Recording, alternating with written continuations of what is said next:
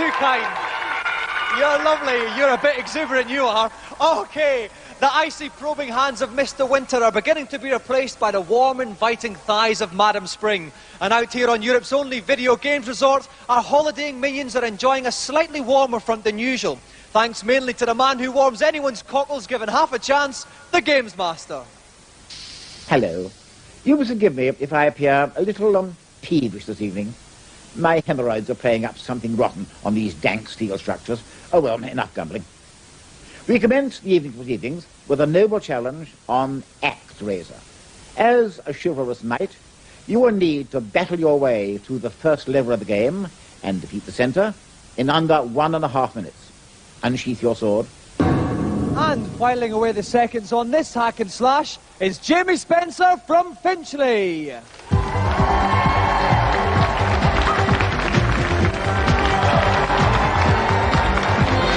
Welcome, Jamie. Right, now, Jamie, how long have you been playing video games for? For some time now. Some time now? Yeah. Okay, we don't have to get specific. It's only time, Jamie, is it? Yeah. Inconsequential. Yeah. Okay, what do you like at platform games? Quite good. Quite good. Completed too. What ones have you completed? Robocod and Golden Axe. All right, now, is it true at the tender age of 13 you did social anthropology at Oxford University? No. It must be the next guy. Okay, if you'd like to have a little sit down there, Jamie, we'll get ready to play. And tonight's man with all the answers is Keith Pullen from the Nintendo Hotline. Welcome, Keith. Hello, thanks. Okay, now, I've got a feeling Jamie's in with a shout here. Can you give him any tips to help him on his way? Obviously here at speed, he's just got to try and avoid everything he can and go for it. Right, really rather than taking the time to actually slash them. Just go for it. Okay then. Jamie, are you ready? Yeah. Then off you go. Okay, here goes Jamie. Okay, he's got to try and avoid those. That's right, he doesn't want to waste time hacking and slashing them, but he's got to keep a careful watch on his energy in the top left corner of the screen. Okay, he's going okay now. He's got to try and avoid that firefly. He's got to jump over the brambles. Okay, and jump up these steps here. Now, he should come across an energy ball in a minute if he hits that energy ball.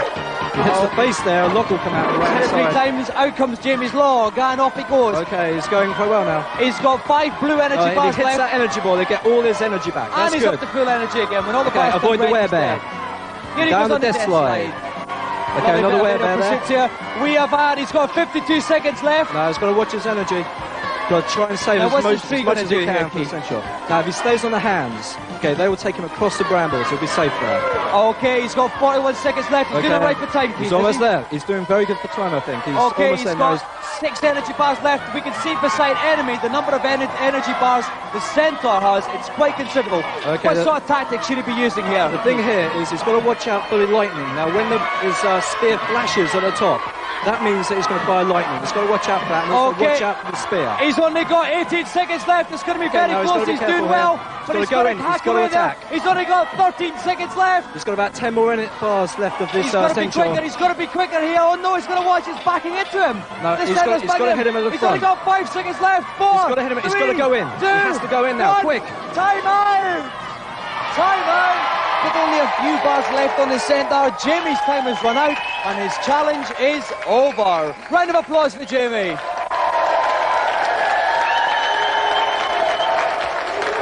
Bad luck, Jamie. Now, Jamie, that was desperately close there. Where did you lose those vital seconds? When the monster turned around, that lost me about 6. When he bared his rump at the end there. Yeah. Oh, well, never mind. At least it was a very exciting challenge for us to watch. Okay, so let's have another round of applause for our gallant competitor, Jamie Spencer!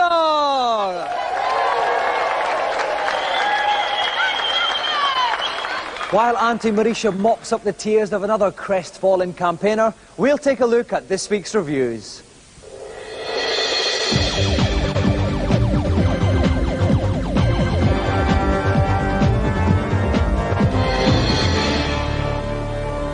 This week we grab our furry dice, firmly grip the steering wheel and look at racing games. First up, Take to the Water in Eliminator Boat Duel. 25 courses, 2 playing styles and the chance to add all manner of enhancements to your craft. The graphics are a little bland in some places and the sound's a bit blippy-bloppy, kind of supermarket stuff. For an NES game, it's great fun. You can almost imagine you're James Bond indulging in a high-speed boat chase.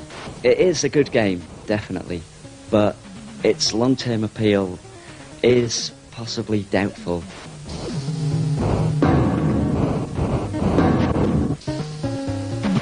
Next up, the Mega Drive conversion of the stunning NES game Micro Machines. 27 tracks of, gosh, isn't my vehicle small action. Like a lot of Mega Drive games, it is a bit easy. And in one player, I wouldn't expect it to last more than a couple of days. If you've got a mate with you most of the time, then it's a worthwhile purchase. I'm convinced it's a major contribution to the amount of fun you can have with your Mega Drive.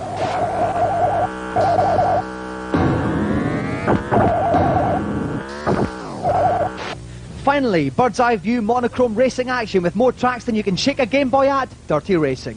Everything about the game really just shrieks average. The graphics and the sound and the playability, it is just enjoyable, yeah, but very typical.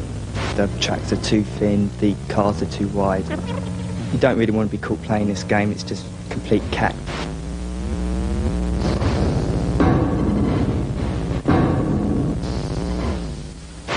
At last, it's time to announce the winners of our designer game competition using Amos on the Amiga. Any idea we had of awarding just one prize went straight out the window as we were bombarded with entries from all over the world. Europress Software kindly gave us a mountain of extra prizes to dish out. 10 special runners-up awards of Easy Amos went to the best game design on paper. In reverse order, Angus Poland played on the Scottish Connection with Highland Wildcat. In 9th place, Alex Burdett and Gavin Bond had a very witty bout of nautical nuances. At 8, Nick Harmer, Alan Darling, Matt Gavakol got it for the rather noir Cyber Team. At number 7, John Kuksiki and Matthew Honeybell had a platform run to be in Farm Island. Earning 6th place with some daunting draftsmanship was Kira MacDonald and Suicide Sucks. At 5, one of our younger entrants, Matt Roberts, with a finely detailed What's Up Doc. In 4, we get surreal with Sheriff Handbag from Richard Leach. And at 3, the youngest runner-up, 12-year-old David Slade with Bionic Baby. Second best design on paper went to Peter Balshaw for the atmospheric Dungeon of Prisoners. But for sheer volume of tree-destroying paper, Lee and Paul Deval impressed us the most with the nature-ish platform game Woody. Now on to the actual games. 2 special commendations were awarded to, first of all, 20-year-old Fraser Ashworth for Super Blue Kid, a very impressive Robocod-style parallax scrolling extravaganza.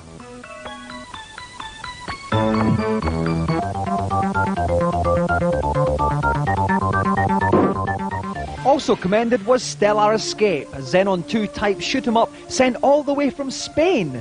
Produced by Jose and Alberto Ruiz, Juan Anilo and Francisco Just. The designers of both these games received copies of Amos Professional, the ultimate programming package. But the overall winner was Charlie Chimp, programmed by 22-year-olds Brian Bell and Ashley Cunningham in a transformed garden shed in Belfast. This won for sheer playability. The game will be on the cover of next month's Amiga format. As well as that, the winner gets £500 worth of Amiga hardware. Well done, everybody. Some more mouth-watering morsels for you all to feast upon. Now, as I wind my way through the bowels of the rig to meet tonight's celebrity, let's find out what challenge they'll be facing. I've decided to opt for the brute force of an arm wrestling encounter on Arm Champs 2. I must admit it's all a bit macho for me, but I'm aware that everyone's tastes need to be catered for. Each contestant will have one attempt to record the highest possible strength reading against the computer. No room for the faint-hearted on this one, so fret not about Wittgenstein's latest theorem, and give it your all. And we're very lucky tonight to have 3 of the world's premier arm wrestlers meeting head-to-head for this challenge. So please give a warm welcome to Rod Rambo Lynette, Robert Bad News Brown, and Tony the Lunatic Dupre.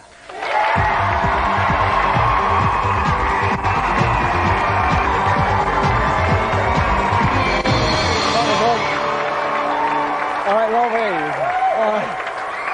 Welcome, Tony. Okay, now I'd like to turn to you first of all, Rod. You're the world champion at left and right hands. You must be the favourite tonight. Yeah, well, arm wrestling's done in weight classes, and there's a very big man standing next to me. And be quite honest, he's good, but I'm better. Okay, all right, let's turn on to Robert Bad News Brown. Will you be bad news for the other 2 tonight? Oh, definitely, yeah. You'll be... I think I'll win this tonight. All right. Now let's go on to Tony. I think you're our smallest equal challenger. Is size important in this thing? No, not really size, but strength and technique is, and I'm here to prove that a smaller guy can technically beat bigger guys like these. Okay, well, just to give you at home an indication of how strong these guys will be, I'm going to pick a volunteer from the audience, get them down there and see how well they do, okay? So I'll pick one completely at random. You, in the long blonde hair, white t-shirt, would you like to come down? Let's have a round of applause for our volunteer.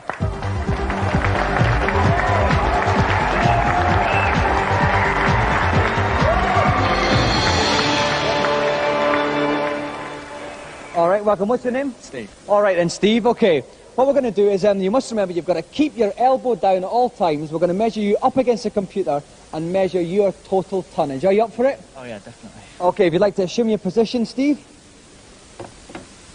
You get 8 seconds, Steve. Just push as hard as you can for the 8 seconds and it'll register your strongest tonnage. That's it, Steve. Keep going. Come on, Steve. That's it all the way, Steve. No, stronger. Yes. Yes. Nice one, Steve.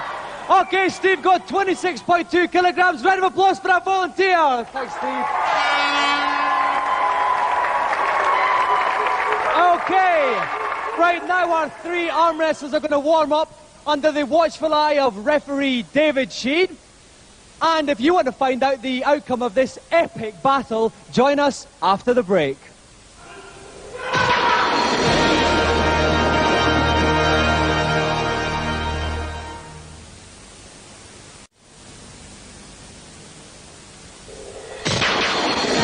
Welcome back to GamesMaster, where we're at the start of the unofficial World Arm Wrestling Championships on the arcade game Arm Champs 2. We have got Rod Rambo-Lynette, Robert Bad News Brown and Phil the Lunatic Duray here challenging for the title. With me in the commentary box is CVG's Tim Boone. Welcome, Tim. Hi, Dominic. Now, Tim, there's not much we can tell these blokes about arm wrestling, but have you got any tips from the arcade game point of view? Sure, first thing to remember is that this machine has no respect whatsoever for size. Doesn't care how big you are. All it cares about is technique, and they tell me that it's all in the wrist. Okay, then.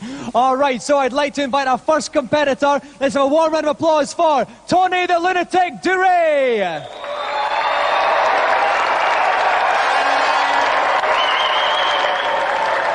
Okay, so here goes Tony mentioning our friends from the crowd are going wild. Tony's got a lot of fans here.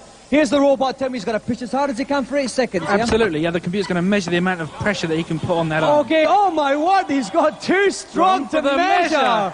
Oh dear. Round of applause for Tony Duray. Okay, now please welcome Robert Bad News Brown.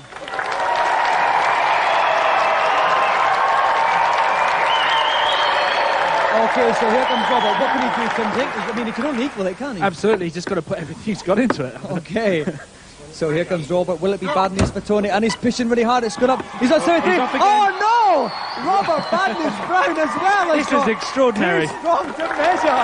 Okay, so please, a round of applause for our final competitor tonight, Rod Rambo-Lynette.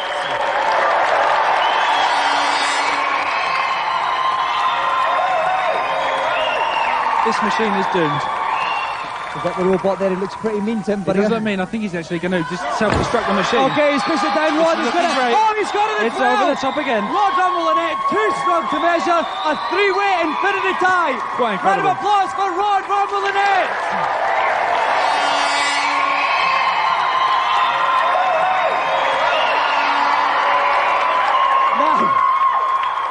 Now, this is all rather strange to us. It's the first time we have ever had 3 people completely trounce. I mean, it's just a brilliant example of brawn over technology. Did any of you find it difficult in the slightest? Too easy. Powered for it. Too easy. Okay. Now, listen, just imagine that the scale had been larger. Who would have won then, on the strength of today? Well, the lightest guy, as I said, I proved it. I've done these guys. It's as simple as that. And Rob, the final word from you? Super heavyweight would have won it. That's Okay. me. All right, well, you don't need to disagree any longer because for the first time in GamesMaster's short but sweet history, it's a 3-way tie, so we need 3 golden GamesMaster joysticks.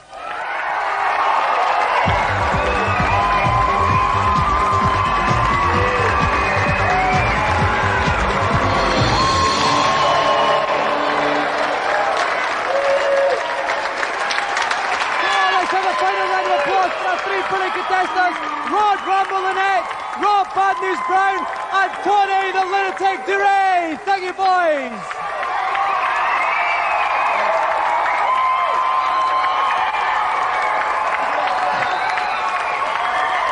All right, it's going to take us quite a while to recover from that. These boys obviously don't need any tips, but there's a lot of people at home who do. So now it's time for the consultation zone.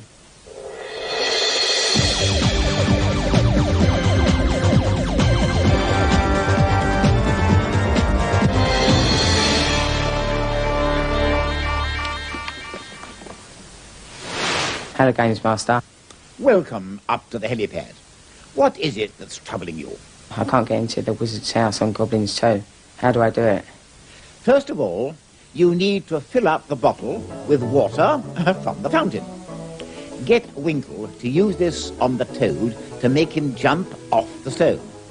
Now, get Fingers to pick up the stone and use it on the mechanism to knock the ladder on the roof so that Winkle can climb up onto the wizard's house and enter it through the chimney.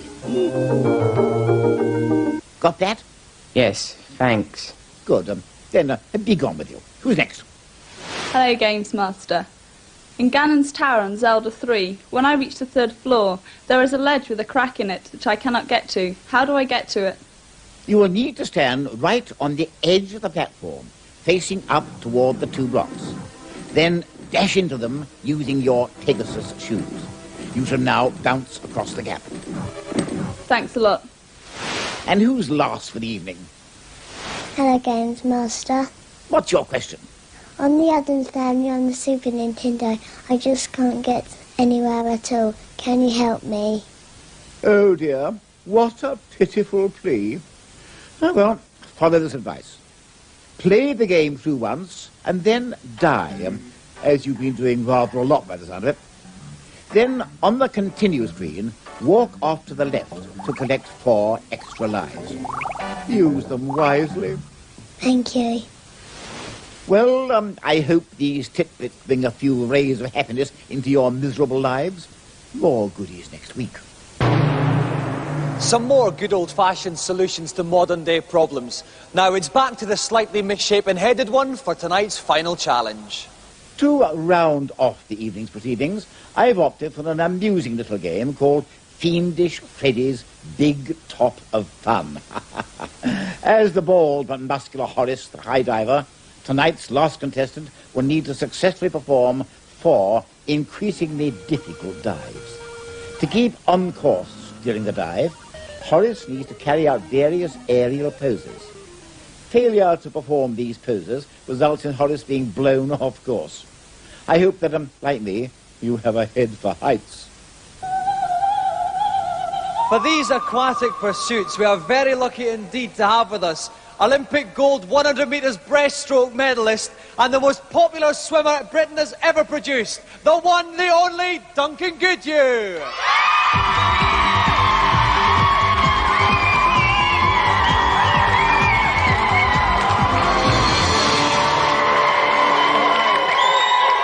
Okay, thank you. Now, Duncan, I must ask you, are you enjoying your stay on the resort? Oh, it's great. Getting here was a bit of a problem. Listen, I'm really sorry about that. Thank you very much for agreeing to actually swim all the way out. It was very kind of you. Well, I know the budgets are tight at Channel 4, so anything I can do to oblige. Thank you very much. Now, you're playing a diving game in preparation for your journey back, I might add. How do you fancy your chances at it? I don't think any diver, self-respecting diver, will talk to me for the rest of my life. Well, we've got no self-respect on this show anyway. If you'd like to sit yourself down, Duncan, and get ready to dive. Joining me at poolside is Renegade's favourite boy, Tom Watson. Welcome, Tom. Good evening, Dominic. Now, so Duncan's got some quite complicated stuff here. Any guidance for him? Well, the stunts he's got to perform are shown in the top left-hand corner of the screen. He's got to make sure he puts in those stunts on the way down, otherwise Fiendish Freddy will appear on a jetpack to try and blow him off course. Right. Duncan has 4 dives into increasingly smaller targets. If he misses the target, it's arrivederci Duncan. Duncan, are you ready? Yeah, I reckon so. Then off you go with your first dive. Okay, here we have Horace. Climbing up, he started his first dive here. Off he goes. Now, Duncan's waggling the joystick, Dominic, to keep him on target. He's into pike. He's done the pike. That's fine, he's done that, okay. We'd like to see a swan dive. We'd like to see a swan dive. That's a straight up on the joystick. Up. Oh, no, he didn't. There's Freddy trying to push him off, but he gets into the dive. Now he's got to do a ballet, which is bottom left here. He's right on top of the target now. He's about to go into straight up with the target. He's done it, he's done it. He's got the first dive. Didn't put in the dive required, but still enough stunts, I think, to get through it. That's right. Now the target's a bit smaller here, Tom. It's a smaller basin. He's got to be a bit more careful. Well, that's right. We've gone from a half butt to a bucket, so Duncan's really got to be spot on here. And off he goes. Okay, and he's a bit higher up now. Okay, he's pushing. He's going to do a yoga, which is left. He's going to hit left and fire. Hit left. Oh, he did it. A lovely little yoga there. Absolutely spot on. Beautiful, mind-bending. Now he's got to do a pike. Well, he'd better get into the pike quickly. Upright, here goes Phoenix Freddy. Well, that's a king tuck, not a pike. It'll do, but he's well off target. He's got to get back on the target here. In the bottom left-hand corner, he's coming back over the target. I think he's going to do it. Yes, he's done it.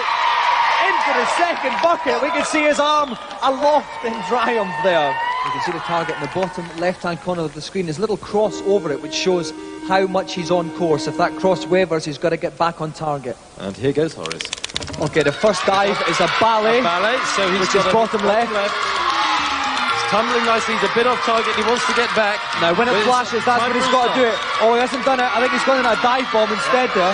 Well, let's just see him get back on target. That's really what he's got to do now. You can see the cross, it's quite far off the left. Down. He's got to do another ballet, which is bottom left. He's done a ballet, beautiful ballet. Now he's off target though. And those bottom right here for the nose almost there. He's better get into it. Oh, he's going to go back to the left. He's going to miss it. He's going to go back to target. Absolutely. Oh no, he missed it. Oh, missed it. Target splattered into the ground, which means unfortunately Duncan Goodhew's challenge is over. Round of applause for Duncan.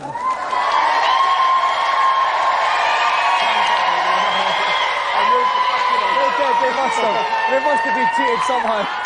Listen, Duncan, it was quite tough for you out there, wasn't it? The first couple of dives were nice and you were getting some impressive-looking moves. Talk me through some of it. Where did it go wrong? The yoga position was nice and laid back. I did have trouble on the cross stick there. I think we all do, Duncan, in our own little ways. Well, unfortunately, Duncan, we can't give you a golden joystick. But instead, as a little bit of a consolation, Auntie Mauritia's got a bit of a surprise for you. So let's have a big cheer for Auntie Mauritia here. Oh, cheer.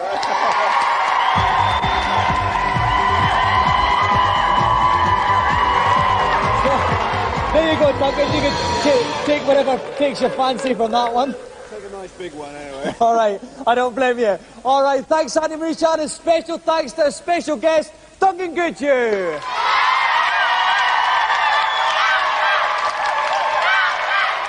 Well, sadly, we've reached the end of another show.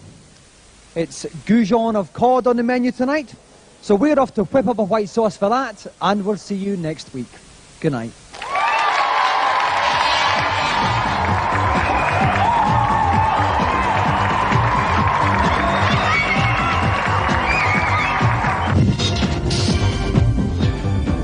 The GamesMaster Club is open to all our viewers. Members receive challenge stopwatches, badges, stickers and other paraphernalia.